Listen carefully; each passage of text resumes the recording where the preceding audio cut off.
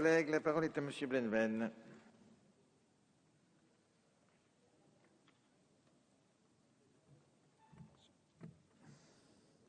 Monsieur le Président, chers collègues, à mon tour donc d'abonder dans le sens de cette exception culturelle, l'Union européenne et les États-Unis ont décidé en début d'année de lancer les négociations visant à conclure un accord bilatéral de libre-échange. Il convient ici de rappeler l'impact du commerce transatlantique. C'est un enjeu économique majeur.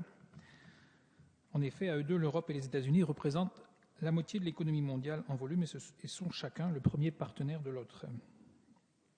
Ces négociations bilatérales s'inscrivent dans un objectif de recherche de nouveaux relais de croissance entre l'Union européenne et les États-Unis. Elles se dérouleront par ailleurs dans un contexte marqué par l'échec des négociations multilatérales du cycle de Doha et par la conjoncture économique tendue en Europe et aux États-Unis. Les conditions dans lesquelles vont se dérouler ces négociations doivent faire l'objet d'une attention particulière de notre part.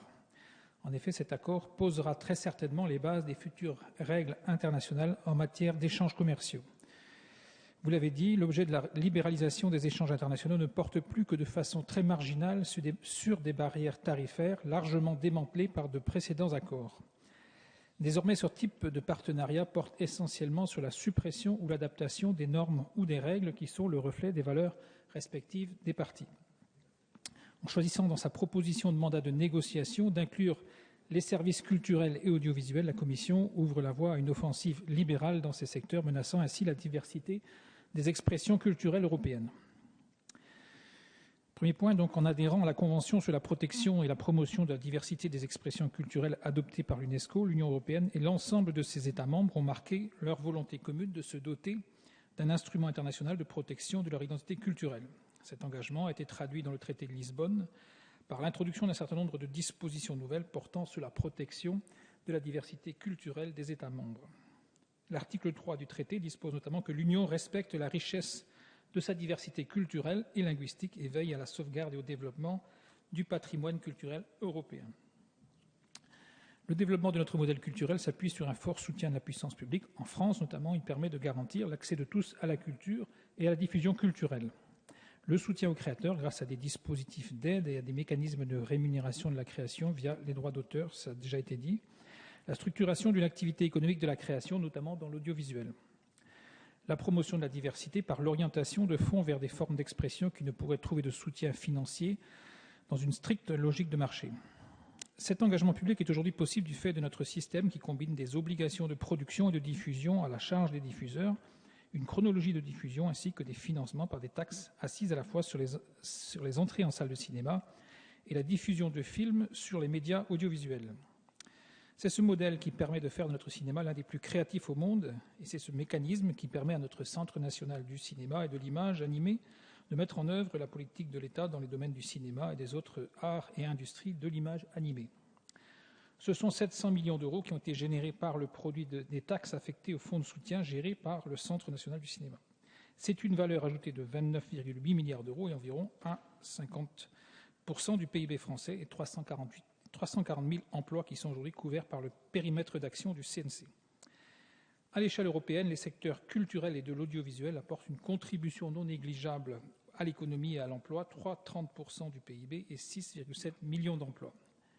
Alors que les institutions européennes sont décriées, où le sentiment d'appartenance à une forme de citoyenneté européenne est chaque jour plus compliqué à inculquer, la protection de notre exception culturelle représente un enjeu majeur pour la construction de l'identité européenne. Pourtant, ces mécanismes de soutien à la création sont aujourd'hui sous la menace d'une offensive libérale souhaitée par les États-Unis dans le cadre des négociations de l'accord de libre-échange. En incluant dans son projet de mandat de négociation les services audiovisuels, la propriété intellectuelle et les nouvelles technologies de l'information, la Commission disposerait d'un mandat particulièrement large. L'objectif pour les États-Unis est de lever la protection qui recouvre le secteur audiovisuel en remettant en cause le principe selon lequel la nature du support ne modifie pas le contenu de l'œuvre, ce que l'on appelle la neutralité technologique. Or, les États-Unis disposent d'une part de marché de 54,50% contre 25,5% pour l'Union européenne dans le secteur de l'audiovisuel. Par ailleurs, les séries au succès universel sont presque exclusivement distribuées par les majors américaines et les contenus proposés par les grands groupes nord-américains tels que Google, Amazon, Facebook et Apple. En affaiblissant les mesures de régulation qui permettent à nos expressions culturelles d'exister, La Commission contribuerait à l'établissement d'un rapport de force totalement asymétrique entre l'Union européenne et les États-Unis et par voie de conséquence au délitement de notre savoir-faire en la matière. Notre diversité culturelle européenne doit être défendue. Cette proposition de résolution nous permet de rappeler à la Commission le rôle de régulateur que doit jouer l'Union européenne dans le secteur culturel et la préservation de notre identité. L'Europe s'est engagée pour cette protection dans le cadre du traité de Lisbonne et de la Convention sur la protection et la promotion de la diversité des expressions culturelles de l'ONU pour l'éducation, la science et la culture du 20 octobre 2005 à laquelle l'Union européenne est partie. L'intervention de la puissance publique apparaît nécessaire pour garantir la pérennité d'une offre culturelle riche, variée et accessible à tous. Elle ne peut être intégralement soumise à la loi du marché. C'est pourquoi nous demandons à la Commission, par cette proposition de résolution, de conserver l'ambition européenne qui est de contribuer à l'épanouissement des cultures des États membres dans le respect de leur diversité nationale et régionale, tout en mettant en évidence l'héritage culturel commun. Je vous remercie. Merci, mon cher collègue.